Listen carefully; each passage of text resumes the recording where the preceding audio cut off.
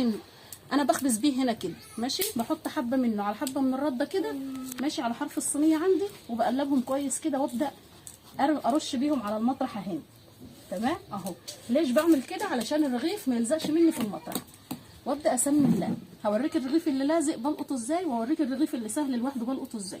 انا هنا ببدا، شايفه الرده بس يا يوسف، شايفه الرده اهي، ببدا اجيبها على حرف الصينيه كده بين الرغيف وبين حرف الصينيه، علشان الرغيف ما يكونش لازق في الصينيه واجي اشده عليا وانا بلقطه يلزق في الصينيه ويبقى شكله مش كويس. بس يا يوسف هنا هسمي الله كده وابدا اهو. شايفه الرده ببدا احط عند ايديا هنا كده، ده انا كده ببدا من اول اللقيط من الرغيف اهو. بسم الله. شايفه ايديا بتتحرك تحتيه بس مش برفع اصبعتي قوي. تمام، مش برفع صوابع ايدي قوي اهو. قادره ترحيه على ايدك بنفس الطريقه رحيه، ما انتش قادره القطي من هنا وارمي على طول على المطرحه. تمام. هبدا بقى اني انا ابطط الحرف بتاعه بس، ما هبططش الوسط بتاع الرغيف. ليش؟ علشان الرغيف يقب معايا ويكون كويس. انا لو بططت وسط الرغيف مش هيقب معايا. تمام. هبدا بقى بسم الله الرحمن الرحيم كده. انا ماسكه المطرحه بايدي اليمين اهي، ودي سندبها بس، فاهماني؟ دي سانده بيها المطرحه. بصي كف ايدي مفتوح تحت المطرحه اهو، اما الصباع ده اهو ماسك المطرحه من هنا. وابدا بقى باذن الله كده اهو. 1 2 3. عدي مع نفسك كده 1 2 3 اهو على قد ما تقدري. طيب ايش اللي يخلي الرغيف اهو؟ انا ببدا في الاول اعد 1 2 3 وابدا اعمل. انا مش بوسع زياده عن كده على المطرحه. ليش؟ علشان لو وسع زياده عن كده على المطرحه هيشر مني من المطرحه، هيقع يعني، فهمتني؟ كده انا بجايبه مطرحه ثانيه. ليش المطرحه الثانيه يا ام يوسف؟ علشان انا كده الرغيف ده لو رميته على كده في الفرن هيكون تخين قوي ويكون في عجين من جوه لما يستوي، فهمتوا؟ طيب انا ليش ما شطحتش على دي من الاول؟ لان انا لو رحيت على دي من الاول او خبزت على دي من الاول لغايه ما اوسعه بمقداره هيلزق في المطرحه. ده اول حاجه. تاني حاجه الوسط بتاعه هيرق. بس يا يوسف بس الوسط بتاعه هيرق وهيقوم له حاجه في النص كده ويبقى الرغيف مش كويس. تمام. انا كده شطحت هنا شويه اهو. هبدا بقى ان انا ارميه هنا. قبل ما ارمي هبدا اتاكد ان هو مش لازق اهو. بسم الله. تمام كده، خدتي بالك اهو. هبدا بقى ارح على المطرحه دي تاني. في الوقت اللي انا بريح فيه انا ماليه الفرن حطب اهو ماشي. اي نوع حطب عندك المهم الفرن يكون سخن. تمام. انا كده طبعا صالحه الفرن وحلياه ومسحاه كويس من الترابه اللي فيه. اشتغل بايدي هنا بقى ارح على المطرحه التاني. تمام اهو. بسم الله. 1 2 3 1 2 3 1 2 3 وابدا بقى بسرعه شويه. تمام اهو. اول رغيف اهو. شايفه انا كده اهو مش كامله كده الرغيف، انا مش حاطاها كامله. هبدا امد من هنا شويه ومن هنا شويه اهو. امد من هنا شويه ومن هنا شويه. شايفه بايدي اهي برمي المطرحه كده سنه وكده سنه اهو اهو كده. انا لقيته مدور وجميل اهو. مش هملبه المطرحه كلها. ليش مش هتملبه المطرحه كلها؟ لو مليت بالمطرحه كلها الرغيف هيكون رقيق قوي ماشي، مش هيتنفخ معي حلو. شايفه اهو بعود الكبريت اهو نضيف او حاجه نضيفه معاكي، وابدا اديله 5 6 خرام كده. ليش كده ما هيقبش يا ام يوسف؟ لا هيقب وهيبقى جميل، بس مش هتقوم له حاجات كده في النص. تمام. بسم الله الرحمن الرحيم. كده الفرن معايا تمام، مسحاه ونظيف وما فيهوش غباره. ده الفرن اللي هو الطينه. الفرن الغاز هتولع القعر بتاعه والوشان يسخنوا وتخليه عالي علشان رغيفك يبقى سخن. تمام. الرغيف لما يبقى الفرن سخن الرغيف بيطلع معاكي منور كده وجميل كده. هبدا ارمي بقى. بسم الله الرحمن الرحيم. شايفه ايدي ماسكه المطرحه ازاي؟ هبدا احط المطرحه كده اهو. تمام. هوريكي رغيف واتنين باذن الله. هنا بقى هاجي هنا عند الرح تاني واسيب الرغيف هنا براحته.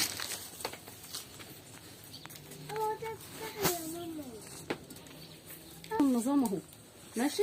شويه الدقيق على شويه النخاله وببدا اعملهم كده اهو. ببدا تاني هنا ارش رشه تانيه وابدا اجهز في الرغيف هنا عبال ما الرغيف اللي هناك يبدا يعمل معي اهو. شايفه هنا مثلا دول لازقين، اعملهم ازاي؟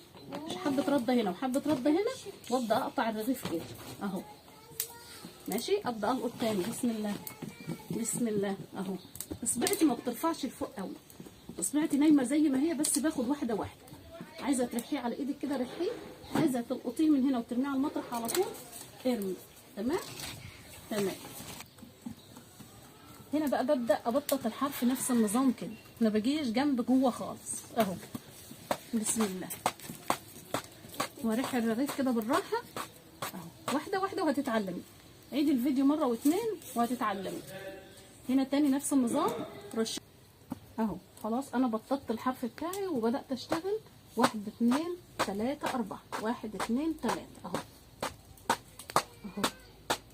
هنا رشيت نفس النظام اهو. هبدا ارمي الرغيف، ابدا احطها كده وارجع اشيلها تاني واروح شده المطرحه. تمام. نفس الرميه هنا، نفس الرميه اللي في الفرن. هبدا اسمي الله، بسم الله، وابدا اريح تاني الرغيف اهو. شايفه ايديا اللي ماسكه المطرحه شايفه اهي اهي اهي، واحده واحده اهي. الرغيف مره مره هيوسعي معاكي. كل ما انت تريحي كويس كل ما الرغيف هيوسعي معاكي اهو. كده ظبطته بقى بالحته الاخيره دي. هبدا ارميه في الفرن اهو. احط المطرحه وارجع اشيلها واروح شدها من تحت الرغيف. تمام. هنا بقى بدأ يرفع معايا من جانب وجانب لا، عشان الناس اللي بتقول لي بيرفع معايا من جانب ومن جانب لا. بتبدأ تحط العصايه هنا او النشف، بتبص تلاقيه الهواء كله نفخ الرغيف مره واحده اهو. هتبدأ تدايري براحتك واحده واحده، ماشي اهو. هتبدأ تدايري واحده واحده كده لغايه ما يستوي وتطلعيه. معلش افصل معاكم بقى علشان الاذان وارجع اجيلكم تاني اهو. اشهد ان لا اله الا الله، اشهد ان سيدنا محمد رسول الله. الاذان اذن، هنكمل مع بعض باذن الله الفيديو. هنا بقى هنرمي الرغيف اهو. بسم الله الرحمن الرحيم اهو. يعني بتحطي المطرحه وترفعيها وترجعي تشدي المطرحه من تحت الرغيف. نفس النظام وانت بترمي كمان على المطرحه، يعني بترحي من مطرحه لمطرحه، هو نفس النظام. طيب انا بعمل في الفرن الغاز. هتسخن الفرن الغاز زي ما قلت لك وتوطي القعر بس، الجوانب او فوق، سواء الفرن بتاعك انهي نوع. هتعمل ايه؟ الفرن من فوق عالي علشان الخبز يبقى صحصح كده ومنور وجميل. واحده واحده بقى كده وبراحتك. انا هنا طبعا برمي الرغيف وافتح التاني بس يجوز، وعشان انا مثلا واخده على الحاجه. اما انت لو براحتك خالص، واحده واحده كده وتعلميها براحتك واحده واحده. ويخلي النار حلوه علشان تخلي لك الرغيف منور وعالي. بتتعلمي عادي، اشتغلي الاول على نار هاديه، وبعد كده لما تتعلمي وتبقى شاطره في الحاجه اشتغلي على نار عاليه. تمام اهو. الرغيف ما شاء الله اللهم بارك، اللهم صل وسلم على سيدنا محمد. جميل اهو، ماشي اهو. انت طبعا لما تبداي شغل شايفه النار بتاعته، لا جميل اهو ما شاء الله اللهم بارك اهو. ماشي كده جميل وخفيف وحلو. هوريهولك برده من القلب من جوه لما نخلص خبيث. تمام. كده عندك انت بتستخدميه ماشي، بس حبه ميه كده عليهم علشان ما تغبرليش الرغيف. ما تغبرليش الرغيف يعني ما تطلعش دخانه كده فيه وانا بطلع الرغيف. تمام اهو. كده بقى بدخل الوقيد عندي اهو واسيبه يدق براحته عبال ما اجي هنا ابدا اني انا اخبز الرغيف. تمام. هنا نفس النظام، شويه سن او دقيق عادي على شويه نخاله، وابدا اقلبهم كويس. ما احطش دقيق بس، لو حطيت دقيق بس هيخلي لي قعر الرغيف اصفر. تمام. الناس اللي معايا بالله عليكم خلوا بالكم معايا شويه. لو حطيت دقيق بس هنا على المطرحه هتخلي قعر الرغيف اصفر، ما تخليهوش رايق زي ما شفتي.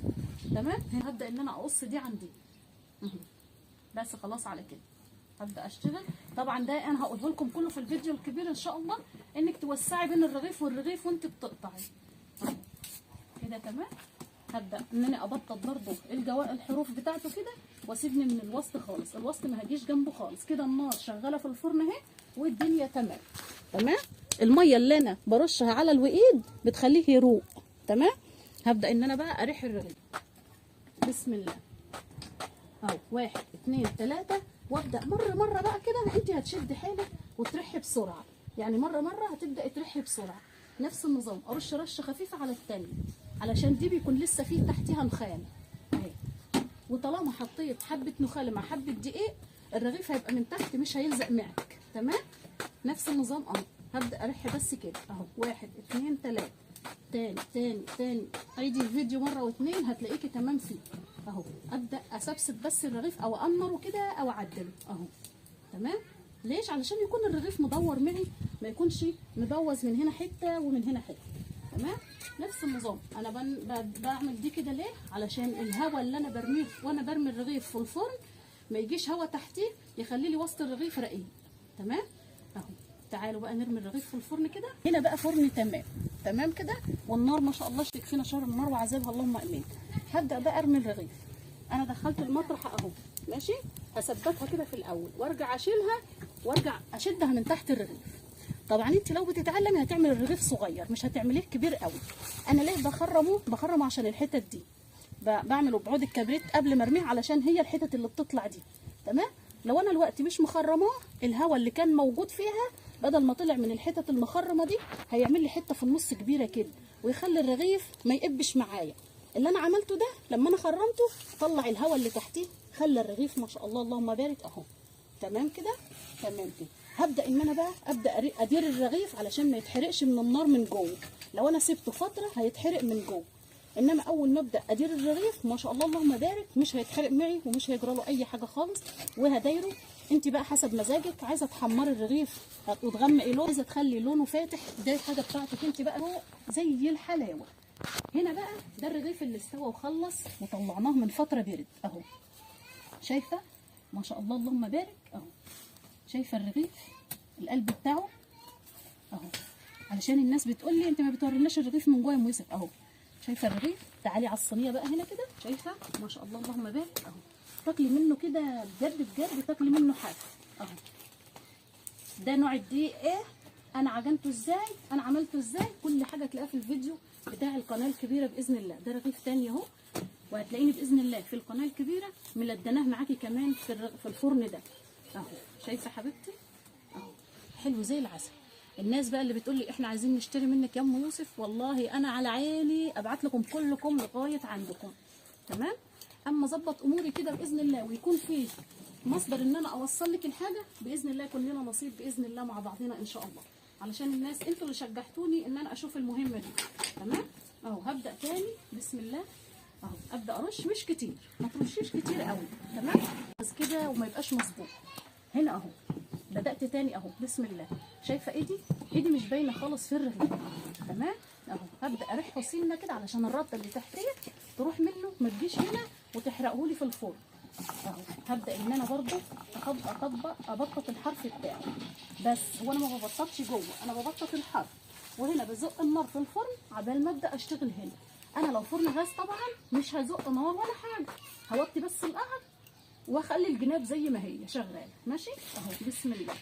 1 2 3 اهو. 1 2 3 اهو لغايه ما ابدا اخلي الرغيف يروح حتى وسع بسيط حتى كده على قد ما انت قادره، علشان انت لسه بتشتغلي جديد ما تعتريش نفسك الهم وتزهق الدنيا، يعني مشي الامور كده. هنا اهو بسم الله.